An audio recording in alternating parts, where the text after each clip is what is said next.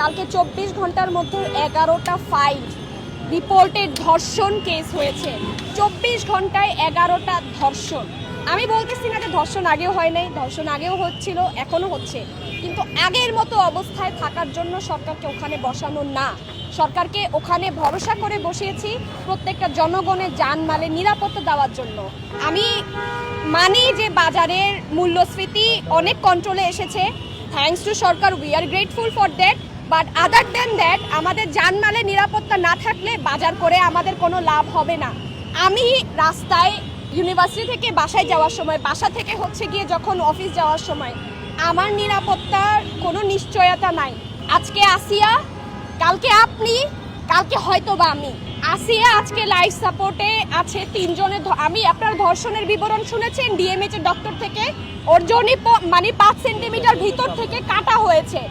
কত নির্দয়ী হলে আসলে এগুলা করে? রেপিস্ট এত সাহস পাচ্ছে কেন? কালকে সমাজ কল্যাণ উপদেষ্টা বললো এই দায়ভার আমাদের। আমরা আমাদের জায়গা থেকে চেষ্টা করছি আপনাদের পর্যন্ত আওয়াজ পৌঁছাতে, আমাদের নিরাপত্তা দিতে। আপনারা আইন শৃঙ্খলা ঠিক করুন। কালকে আসিয়ার সাথে যা ঘটেছে এটা যাতে আর কোনো মেয়ের সাথে না ঘটুক। এটা কিভাবে করা যায় সেটা আপনারা নিজেই জিজ্ঞেস করেন।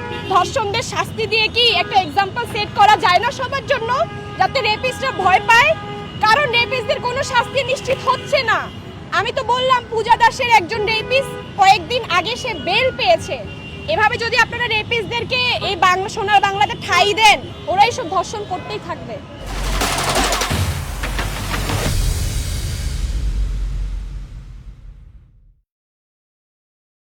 হয় আমাদের নিরাপত্তা দেন, নাহলে আমরা মেয়েরা আসলে ওই আগের কালের মতো মাটিতে পুঁতে দেন, সেটাই ভালো। এই ধর্ষণ, মানহানি এই জিনিসে আমরা আর পড়তে চাই না। আমাদেরকে আসলে নিরাপত্তা দেন, এটা একটা রিকোয়েস্ট। এটা যাতে এবার সরকার মানে, আমি এর বাহিরে আসলে আর কিছু বলার নাই। একটা মেয়ের পক্ষ থেকে আরেকটা মেয়েকে এইভাবে হসপিটালে ধর্ষণের জন্য লড়াই করতে দেখা, it's very saddening, it's very disheartening. I mean it's not acceptable in this country.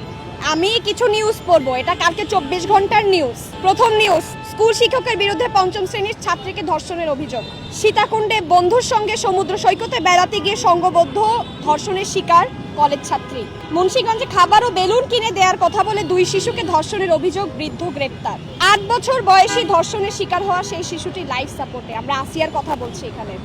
Chips কিনে দেওয়ার প্রলোভন দেখিয়ে কুমিল্লায় বাক প্রতিবন্ধী তরুণীকে সংঘবদ্ধ ধর্ষণ। 5ম শ্রেণীর ছাত্রীকে ধর্ষণের অভিযোগে শিক্ষক আটক।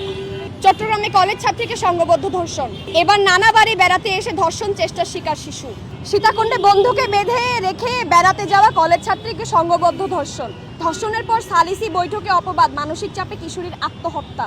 16-year-old rape victim in Lakshmipur commits suicide after failing to get justice.